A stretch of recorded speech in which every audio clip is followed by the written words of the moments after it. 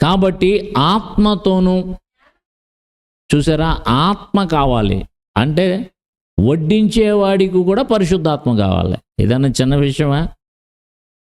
మనం అడుగుతాం, వడ్డించేవాడికి పరిశుద్ధాత్మ ఎందుకండి, బోధించేవాడికి కావాలేమో.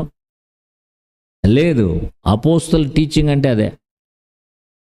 అపోస్తులు ఏం చెప్పారంటే వాళ్ళు వడ్డించేవారు కూడా ఆత్మచేత నింపబడి ఉండాలి, దైవజనుడు కూడా ఆత్మచేత నింపబడి ఉండాలి, దైవ సేవకురాలు కూడా ఆత్మచేత నింపబడి ఉండాలి. ఆత్మచేత నింపబడకపోతే సరైనటువంటి విధంగా చేయలేరు వాళ్ళు.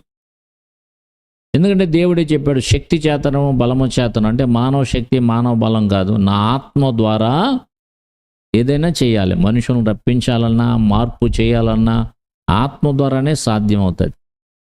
మన శక్తి, మన ఎఫర్ట్, మన జ్ఞానం ఎంత పెట్టినా అది వేస్ట్ అయిపోతూ ఉంటుంది.